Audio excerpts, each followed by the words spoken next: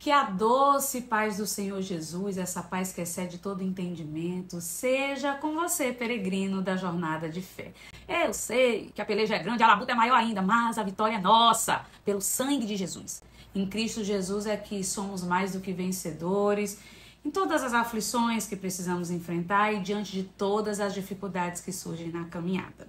E hoje vamos seguir acompanhando a história dramática da reconstrução do templo e dos muros de Jerusalém. Encerramos o capítulo 4 em nossa meditação anterior com aquele gostinho amargo de derrota e injustiça, até mesmo uma indignação santa contra os adversários que se levantaram para obstruir a reconstrução do templo.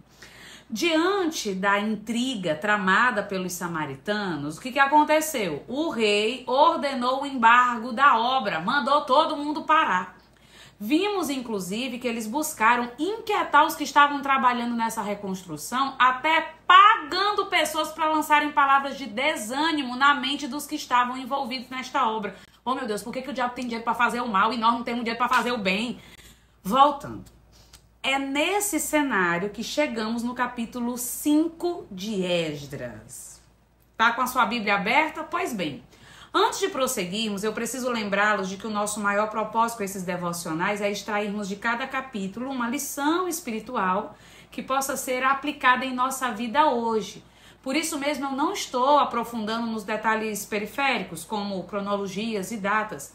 No entanto, você pode ficar à vontade para se aprofundar nesses detalhes.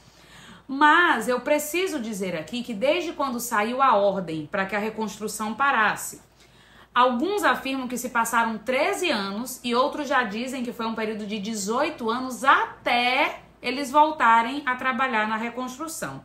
E aí não interessa se foi 13, 15, 18, o que podemos saber é que foi um longo período de tempo onde o povo judeu ficou impedido de trabalhar na reconstrução do templo por ordem do rei. É por isso que a gente nem se surpreende com o fato de que muitos nessa longa espera desanimaram. Quem é que gosta de esperar? Mas o Senhor sempre tem meios para despertar o seu povo. Além da liderança política firme de Zorobabel e da liderança religiosa piedosa de Josua ou Josué, Deus levanta os profetas Ageu e Zacarias para anunciarem a vontade dele para aquele tempo, como também para encorajar o povo com palavras de ânimo e esperança, fazendo assim frente às muitas palavras negativas que eles tinham ouvido dos adversários. E eu tenho certeza que você já entendeu a lição preciosa que podemos extrair desse relato. O inimigo das nossas almas, que é Satanás, a todo tempo tenta nos desanimar e fazer com que venhamos a questionar os propósitos de Deus para a nossa vida. E ele usa tudo que pode. A cultura, o sistema, a filosofia, músicas, filmes, pessoas, familiares, amigos, líderes, além das setas espirituais malignas que ele lança na nossa própria mente, com mentiras ou meias-verdades na intenção de nos fazer parar. Mas o Deus que nos criou também está falando a todo momento. A sua voz brada na terra por meio daquilo que ele criou, através daquilo que ele colocou dentro de nós e também através dos seus mensageiros que anunciam a sua palavra. É por isso que Jesus declarou: conhecereis a verdade e a verdade vos libertará. A palavra de Deus é a verdade e nos liberta do engano, como também nos protege das palavras de desânimo e das acusações que tentam roubar a nossa paz e nos paralisar na obra que Deus nos chamou para realizar aqui na terra. Por isso, quem tem ouvidos ouça o que o Espírito diz às igrejas. E glória a Deus que aqui nesse período do povo de Israel temos um registro feliz que este povo deu ouvidos à palavra do Senhor. Em um outro momento estudaremos mais profundamente os livros de Ageu e Zacarias, mas se desejar você já pode dar uma lida nesses livros e conferir a mensagem anunciada por estes profetas. Bem, nós podemos conferir aqui que depois do sofrimento que o povo judeu teve que enfrentar no cativeiro da Babilônia, eles finalmente entenderam que precisavam temer a Deus acima dos adversários e acima até mesmo dos governantes, se fosse preciso. Então, confiados na palavra de Jeová, eles retomam a reconstrução do templo, impulsionados pelas palavras de encorajamento e direcionamento dita através dos profetas. E como o inimigo nunca se dá por satisfeito, ele não se cansa. Mais uma vez, os samaritanos entram em ação para tentar impedir a reconstrução de Jerusalém. No versículo 3, você pode conferir, diz que o governador Tatenai, junto com seus companheiros, chegam para os judeus se achando a bala que matou John Kennedy. E eles dizem assim: quem é que deu ordem para vocês edificarem esta casa e restaurarem os muros? Vejam só, tava mesmo se achando que nem aqueles funcionários de loja que se acham o dono. Oh, mas eu tenho abuso disso. Pois bem, no versículo 4, ele ainda pergunta qual é o nome dos que estão liderando essa reconstrução. E sabe por quê que eles perguntaram os nomes dos responsáveis pela reconstrução? Porque eles já estavam com a caneta preparada para escrever mais uma carta para o imperador, fofocando, na intenção, inclusive, de usar os meios políticos para mais uma vez impedir a obra que os judeus estavam realizando.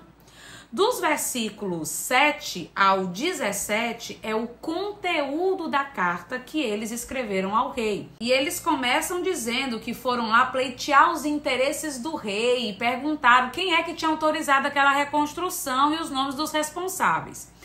E interessante que o próprio gabinete do ódio daquela época registra a resposta dos judeus. Acompanhe comigo a leitura do versículo 11. E esta resposta nos deram, dizendo: nós somos servos do Deus dos céus e da terra e reedificamos a casa que foi edificada muitos anos antes. Os chefes de Israel relatam aos samaritanos a história do seu povo, de como eles tinham pecado contra Deus, que Deus os tinha entregue à Babilônia, o templo tinha sido destruído. Mas no versículo 13 está dito: porém, no primeiro ano de Ciro, o rei Ciro deu ordem para que esta casa de Deus se edificasse. E até os utensílios de ouro e de prata que foram saqueados, o rei ordenou que fossem devolvidos. Ao que parece, os samaritanos não botaram muita fé nesse relato dos judeus. Questionaram se havia mesmo esse decreto de Ciro. E então no versículo 17 eles dizem: agora, pois, se parece bem ao rei, busque-se lá na casa dos tesouros do rei, que está em Babilônia, se é verdade haver uma ordem do rei Ciro para edificar esta casa de Deus em Jerusalém. E sobre isso nos faça o rei saber a sua vontade. Lições que precisamos destacar aqui. Primeiro, quando os judeus se veem pressionados pelos adversários, eles respondem firmados em sua identidade, dizendo assim: nós somos servos do Deus dos céus e da terra. Como eles haviam recebido uma ordem para voltarem a trabalhar na reconstrução do templo, e essa ordem era da parte do próprio Deus, eles não se intimidaram diante de homens que humanamente eram mais poderosos do que eles. Então, tendo um comportamento de obediência e um posicionamento de fé nesta declaração, eles afirmam servir a uma autoridade maior. E essa é a postura que nós precisamos ter diante da pressão que sofremos nos dias atuais. Você sabe do que eu estou falando, de todos os lados. Nós somos coagidos a agir de acordo com o sistema, de acordo com a cultura, com a filosofia, com a ideologia da moda, que na maioria das vezes se rebelam contra Deus. Mas precisamos lembrar que somos servos do Deus dos céus e da terra, maior do que qualquer autoridade humana. Precisamos da ousadia do Espírito Santo para declarar como o apóstolo Pedro: importa mais obedecer a Deus do que aos homens.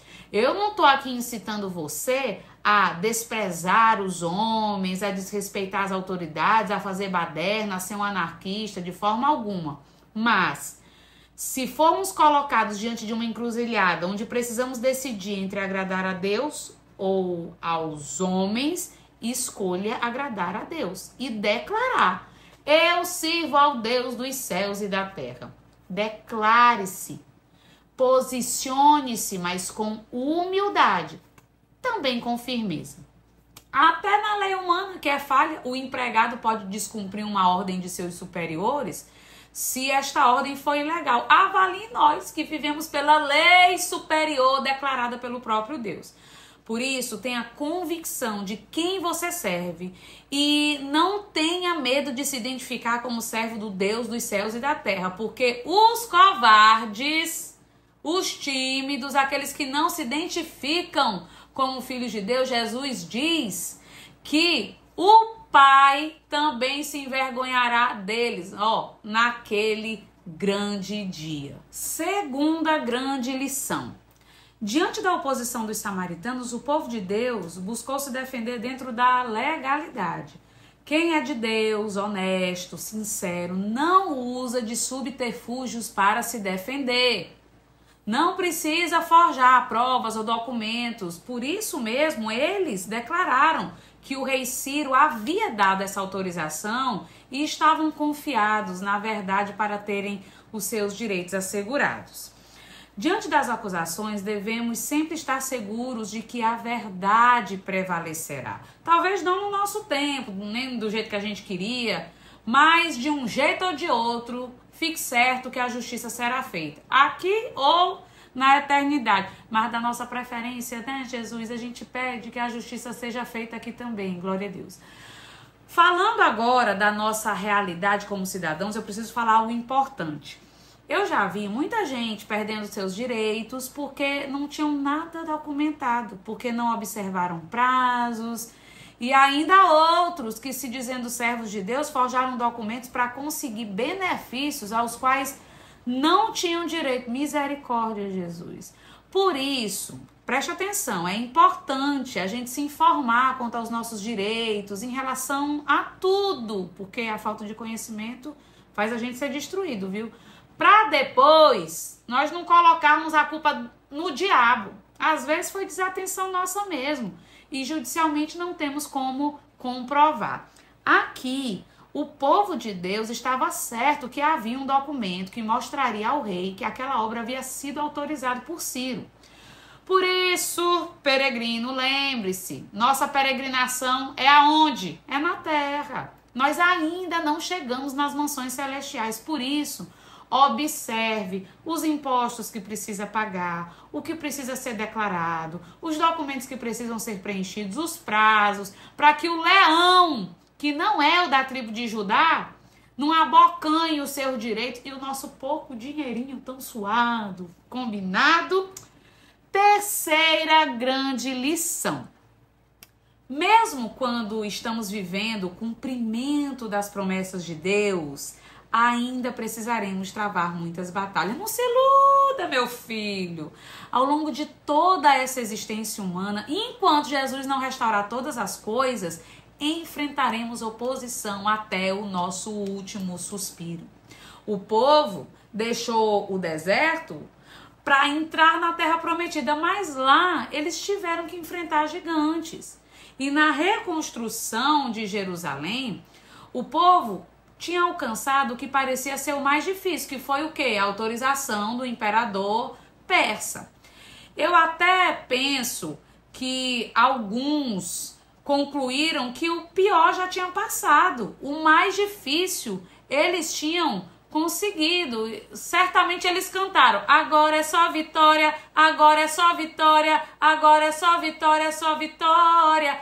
No entanto, é comum isso acontecer. Deus nos faz transpor uma montanha de forma sobrenatural, mas ainda haverá pedras no caminho que nós mesmos precisaremos remover para não tropeçar, cair, paralisar e morrer.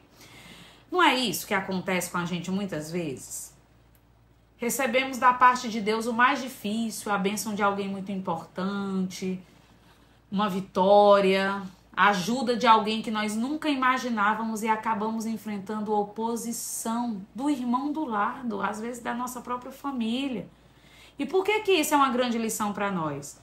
Porque faz com que a gente se prepare emocionalmente e espiritualmente para as muitas decepções, traições e oposições que ainda enfrentaremos na caminhada. Não crie expectativas de que vai receber apoio de todos, de jeito nenhum. Crie expectativas em Deus e o apoio que vier, a bênção que vier, é lucro. Eita glória! Guardando seu coração, você não será paralisado diante das desagradáveis surpresas que surgirão no caminho. E como será que essa história aqui vai terminar, meu povo? Aguarde as cenas do próximo capítulo. A única coisa que eu posso te adiantar é: Deus não é gente não, eita! E Ele sempre surpreende os que nele esperam. Vamos orar? Senhor amado, Tu és o Deus dos céus e da terra, e que jamais venhamos a nos acovardar e não ter coragem de nos identificarmos como os Teus servos. Meu Deus, que sejamos firmes para obedecer os Teus direcionamentos diante das pressões que sofremos a todo instante. Tu és aquele que guarda aqueles que em Ti esperam. Assim, Senhor, eu oro em nome de Jesus. Amém. Deus abençoe a sua vida. Se você ainda não é inscrito no canal, se inscreva agora mesmo. Se você foi abençoado com esse conteúdo, deixa o seu like, deixa seu comentário, compartilha.